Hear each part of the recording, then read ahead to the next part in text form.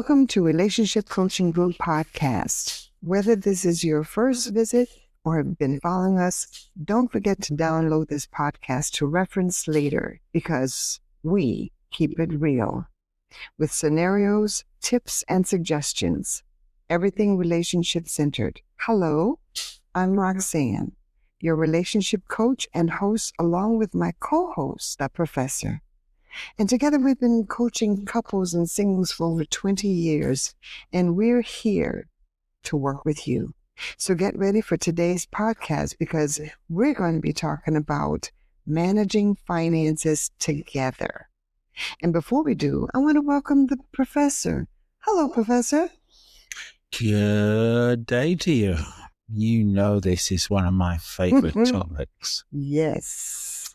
You've had many sessions. Yes, finance is one of my specialties, and I actually teach a class on this, managing your money together. All right, lay it on me, what you got. And I just want to, again, thank our wonderful followers. Thank you for all the kindness. Thank you for supporting us. We really do appreciate it. And just to remind you guys that this podcast is, none of our podcasts are rehearsed or any of that. We keep it real. We keep it real. When Roxanne approached me with this, she said, I want to keep this real. I don't want to filter out anything. So we don't edit. We don't filter out nothing. We want this to be real. And I don't know the topics beforehand. As soon as I walk in, I sit down. When she's reading off to you is when I find out. And we wanted to do that so that we don't have, we're giving to you the way that if you were sitting in our location and we were talking to you one-on-one, because we want to make this personal to you. And this could be a really long session, but we're going to have to break this up into parts. This is part one. This is part one, because there's going to be probably 10 parts to this. Yeah, we're going to try to consolidate a lot of the information in this. So absolutely. Here we go. So we're talking about managing finances together. And first thing that we want to share is an honest communication about income, about debt, and about the goals. It helps build the trust within the relationship. If you go into a relationship and you don't know, if you don't know your partner's income or debt, they may have 3 bankruptcies under their belt, and they may not have any goals of any sort to saving or what have you. So honest communication about that income and debt and goals can build the trust with each other. Don't you agree, Professor? Absolutely. One of the things that, so many relationships suffer over money. Oh, yeah, if you're entering into a relationship and then it gets serious and you're going to start looking at being together, maybe moving in together, there needs to be some pre-financial talk. First off, make sure that you don't have debts. Because if you're both going into a relationship with debt. Yeah, lots of it. Yeah. If you've got a student loan, okay. That takes a while to pay off. But if you've got credit card debt, you've got, car notes that you're paying for, or you've got bankruptcies, all that needs to be shared. Oh, definitely. Because it interferes with growth. A lot of people bypass this because they don't feel like it's my debt. You don't need to. No, it affects both of you. Yes, especially if you're going into a relationship. Yes. That needs to be talked about, and a lot don't, right, Professor? They don't. Because to talk about finance, that it's taboo. Yes, because it's this thing where, you don't have to worry. You do you, I do me. No, if you're in a relationship together and you're paying rent or mortgage or whatever, actually, I'm just going to say rent, because what happens is you get into a relationship. You get a place together, and then after a couple of months, one of you can't pay the rent. The burden is on the other person. Now, you've got this bigger apartment because you wanted a bigger apartment, as opposed to if you were single, you would have got a smaller place. Right. And I've had sessions where they go into, again, as you said, they go into rental, and they charge them, okay, you pay half, you pay half.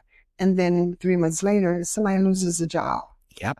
So the burden is all on one person. Absolutely. So you have to communicate that before you even go looking for a place. If you're going to play house properly. Yeah. That means you need to know financial situation. I'm not talking about on the first date, let me see your bank records. Right. I want a credit check. That's not what I'm saying. Please do not take that and run with it, because there's always going to be somebody.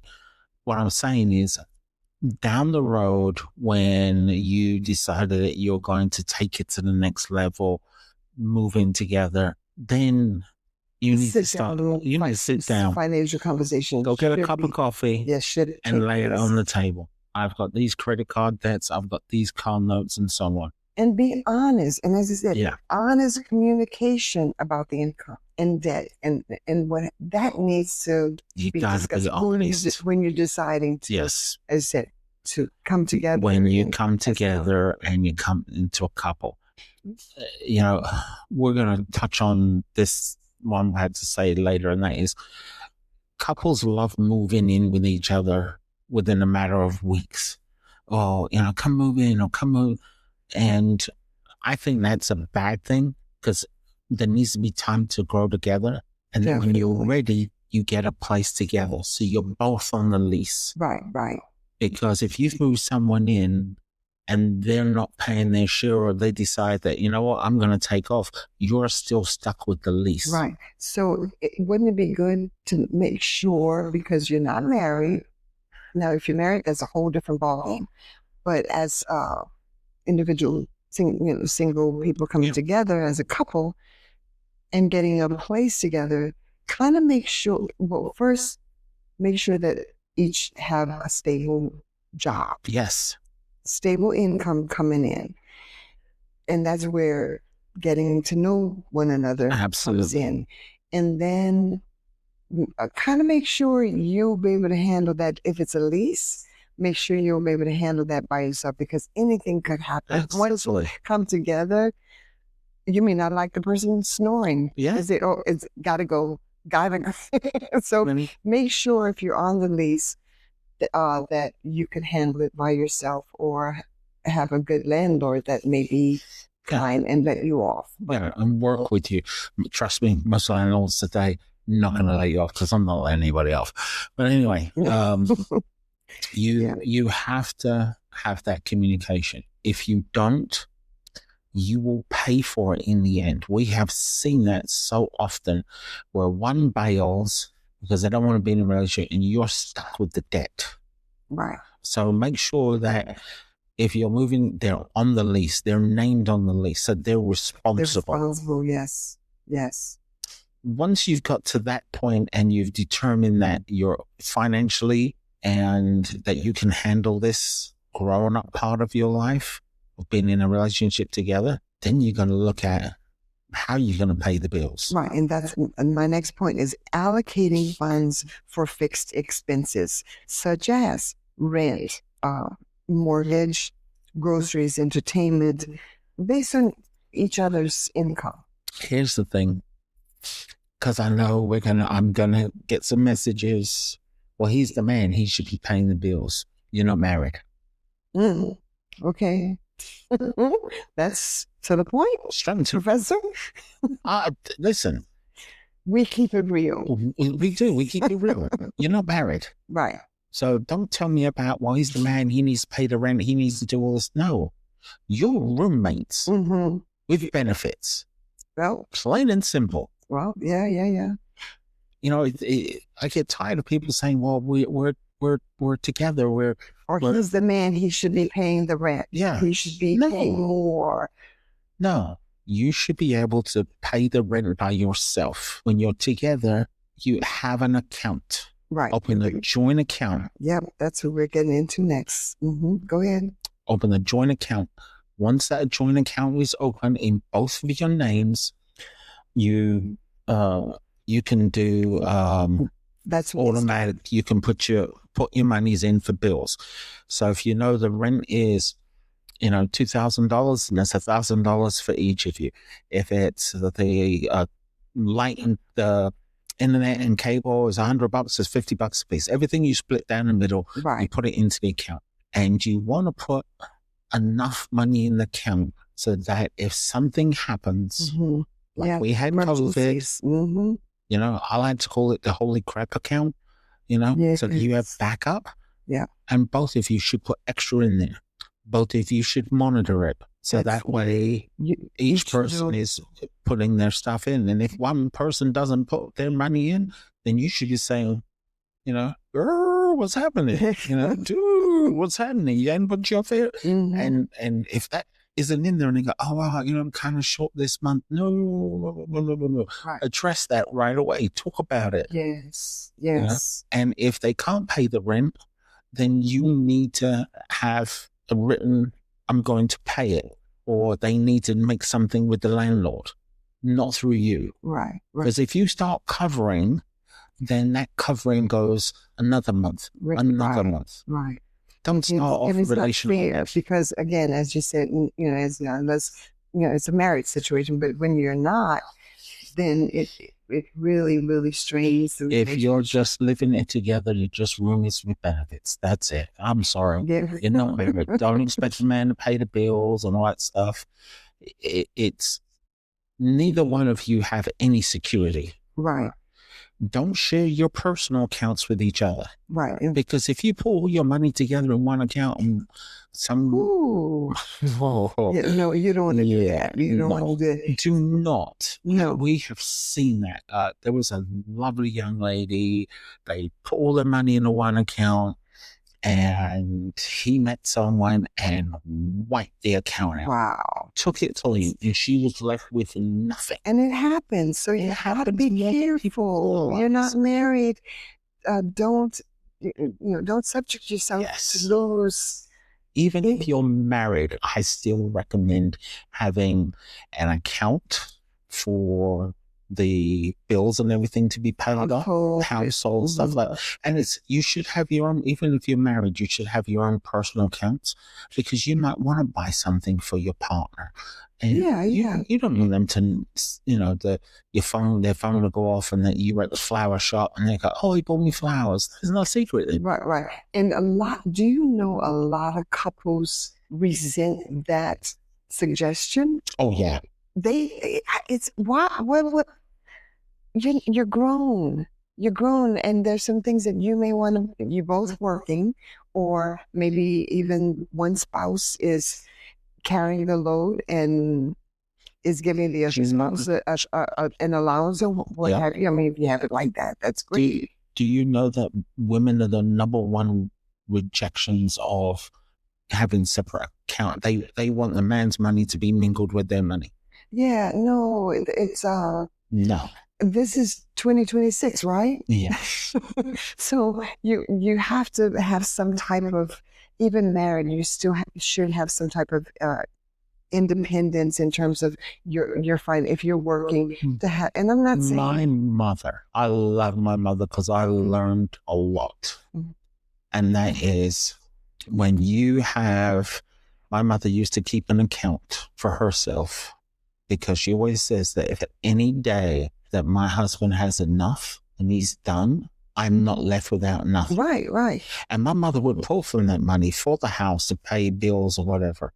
Right. But they also had a holy crap account. They had a bill account. And that's how I learned was from my mom. I have my own personal account and husband has his. And then we have the joint. Exactly. Because, and again, I may want to buy something for myself. Yeah, that's fine. And I don't have to go to him. Honey, I need $300, to get my hair done, my nails, and mani-pedi. $300 for your hair, I could do. Yeah, mani-pedi, and maybe even a new outfit. But I don't have to go. And we have a joint. And he has his independence. Right. And he has his account as well. So we're looking at, again, having a joint account where we both have access, and a separate account for personal expenses, while using the joint account for the shared costs, as we went over. You do have shared expenses. Married or couple, you still have shared expenses if you live together. So, and I don't think anything's wrong with it. As a married couple, I don't see anything wrong with having my own account. But so many people buck that. They do. And there's nothing wrong with it, because you're not hiding anything from each other. You can have anybody on account as they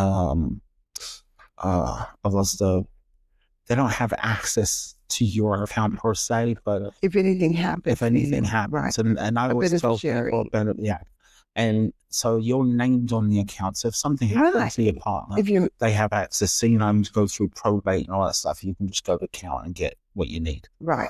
But having an account separate still keeps you independent. And what I mean by that is, it doesn't make you that you're not married or in a relationship, but it still keeps you to be able to have a little bit of privacy.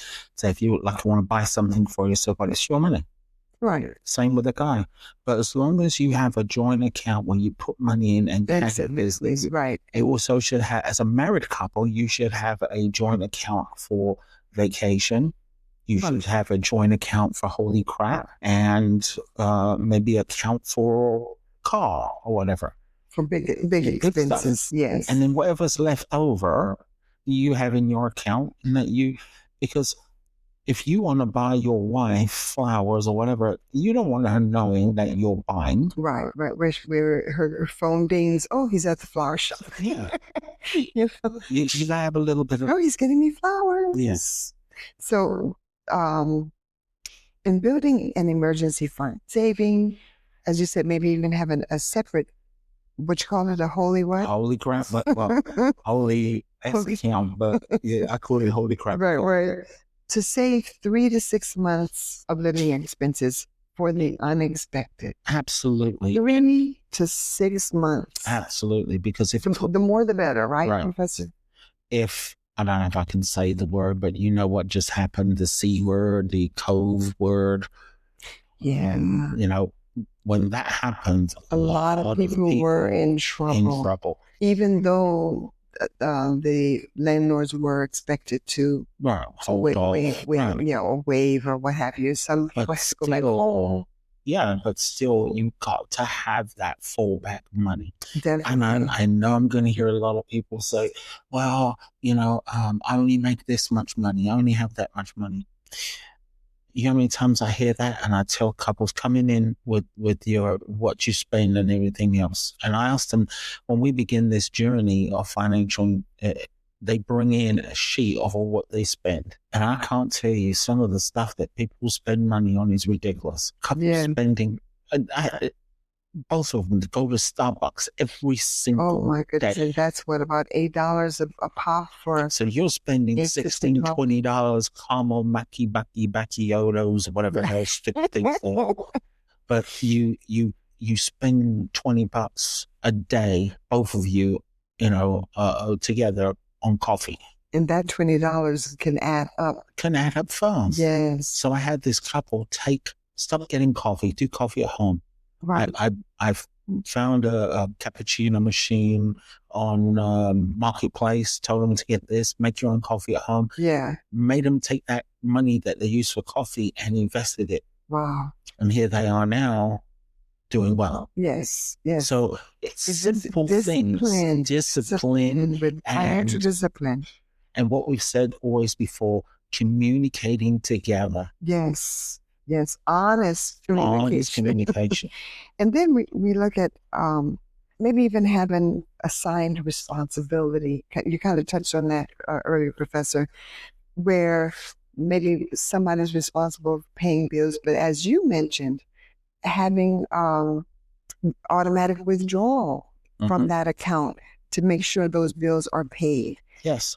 And making sure both parties are monitoring that account as well. Right. Because somebody could say, I've had a case where the one of the partners was giving the other partner, I won't say male or female, but one of the partners was giving the other partners their half of the rent. Right. And guess what? That other partner was taking that money, going to gamble. Wasn't even, and that went on for months until notice came that they were defaulting on their rent. And so monitor. Don't be afraid to monitor that joint account. These banks offer so much notifications. Turn them on. Yes. Because these banks have notifications that we travel, and you have bank accounts. I can use a credit card. And it dings me the moment that there's a charge made, the moment something happens in my account. Turn those features on. Yes. A lot of people don't know that.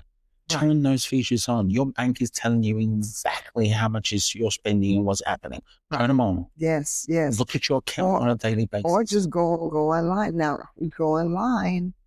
You may be at work and just check it. Well, you have many ways to check your accounts. Stop using your phone for Snapchat, Snappy Chat, and Facebook and all that stuff. Put the banking app on there. Right. When you're taking a 5-minute break from work, go and look at the account, make sure everything's good. Right, and bills are being paid. Because again, if you put it on automatic, you won't have automatic pay. You won't have to track and make sure the bills are paid. Right. Because again, you can get notices for that as well. Right. When that account or that bill is being paid. You have notice.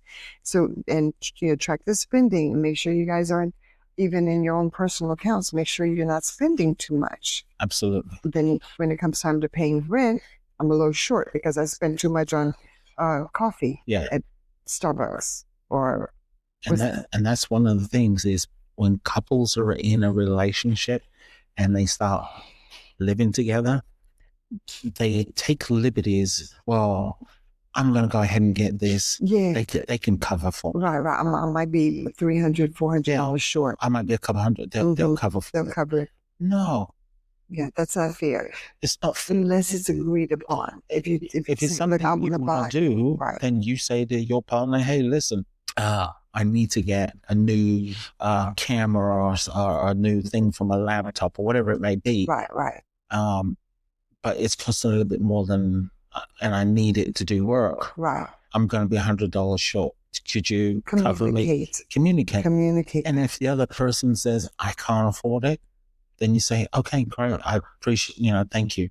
And don't make a big deal out of it because maybe they can't afford to do it for you. Right. You've got to be responsible for your own stuff. Exactly. You know the expenses coming up. Right. And also you mentioned a couple of little separate accounts. You can even start a little account where you put, like you said, $20 a month in an account, and when it goes up, they can maybe invest. Whether you can invest with $20. Yes. And that's the problem is that everybody thinks, can I have big money to invest? No, you can invest with a little bit of money. You just keep repeating that. Keep repeating it. Right. And before you know it, you'll be shocked. Exactly. Or put it in a high yield account or what have you. But I don't know, if you're not married, I don't know how that would work. If you both have are on the investment account. Or even as an investment account, you both can be on it, and you can actually arrange with the investment company, even some banks. Right. You can two signatures. Yes, you can do that. Just protect you. It's a matter of protecting themselves. It's just remember, no relationship is forever, and in today's society, we have made it so easy for someone to see the grass is greener on the other side. And why we're here is to help relationships grow. Absolutely. Respectfully. And we want you to be successful at it. Yes. That's why. Being in a relationship shouldn't be a punishment. It should be a joy. Yeah, it should be. Yes. And then I have here making large purchases. That's this. Yeah. When you make a large purchase, that requires a SMART guide. SMART. It's an acronym for specific, measurable, achievable, relevant, and time bound.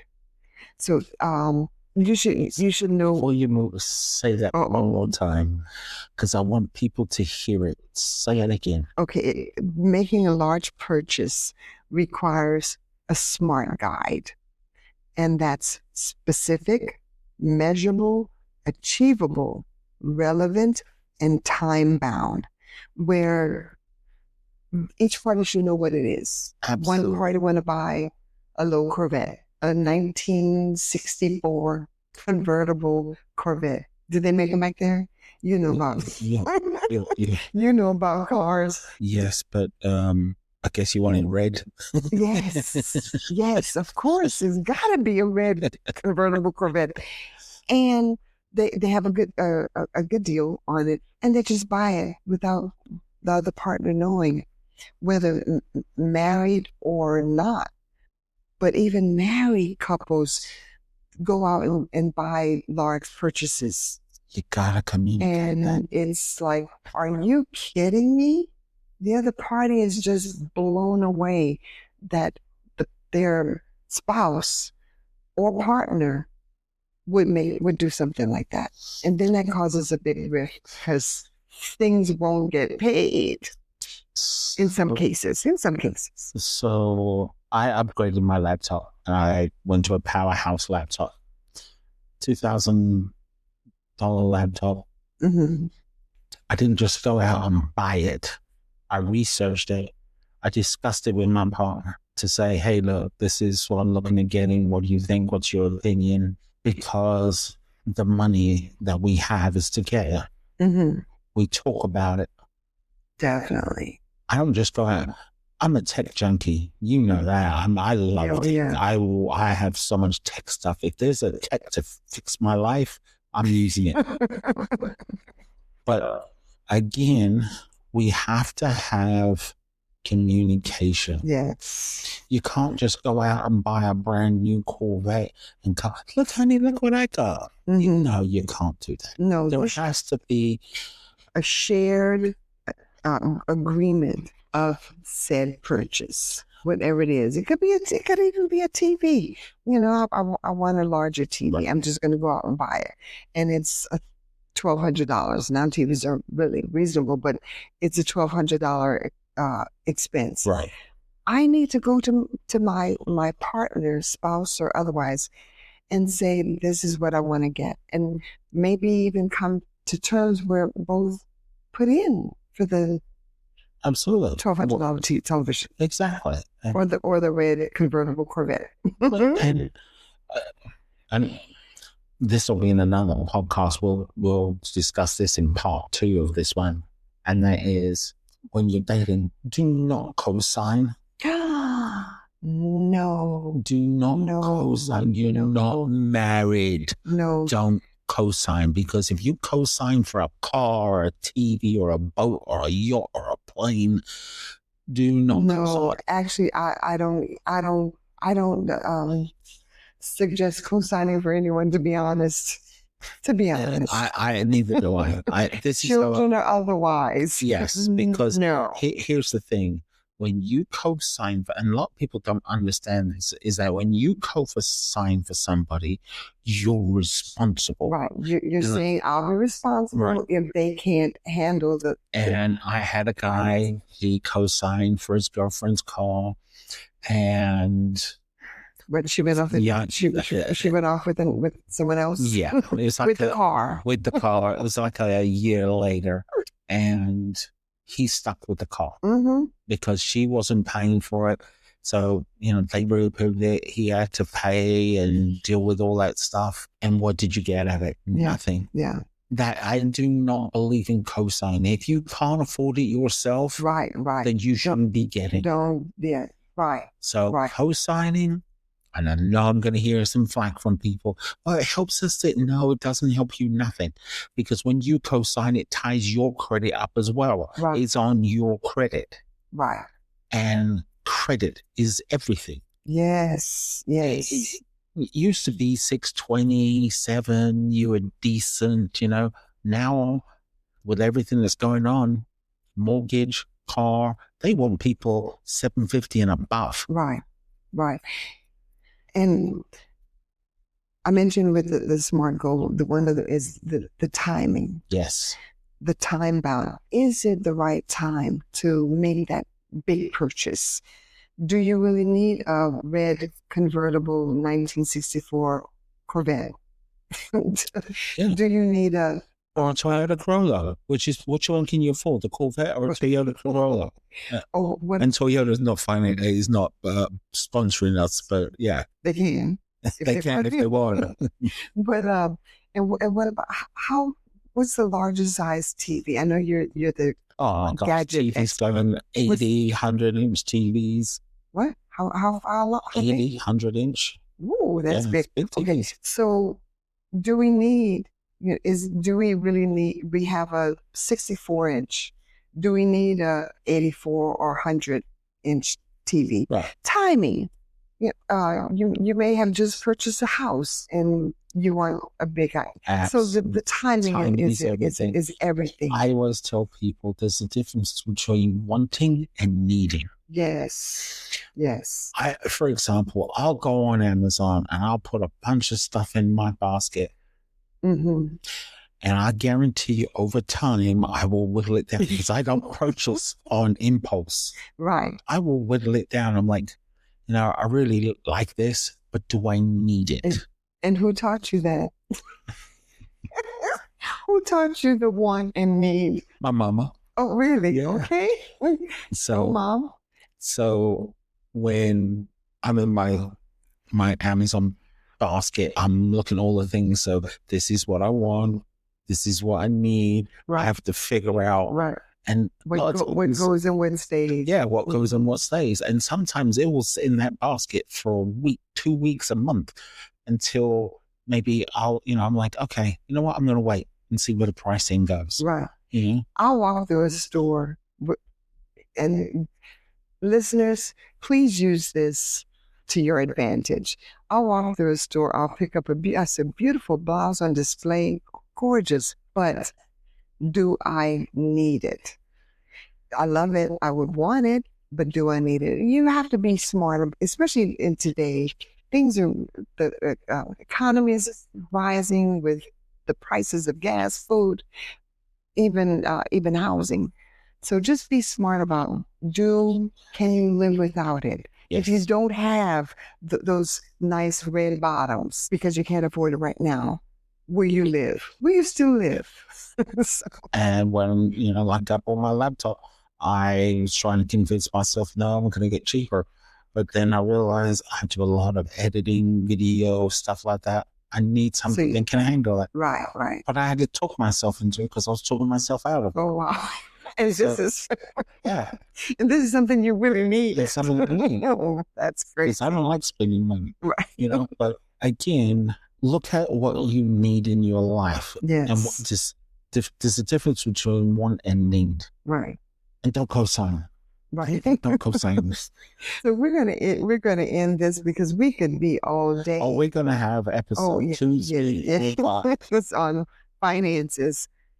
So to sum this up, managing money as a couple isn't just about the amount in the bank. It's about the values and trust you build together. Now, we've discussed how open money talks can turn stressful financial pressures into constructive dialogue. Mm-hmm. By setting shared financial goals, whether it's saving for a home, a car, planning a dream vacation, or some other big item or event, you aren't just managing expenses. You're designing a future as equal partners. So remember, financial intimacy is the foundation of a secure relationship.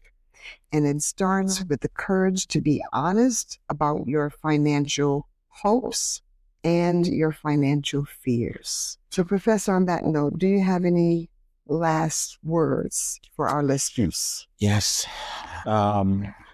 We are always open to anyone that wants to join in on a podcast.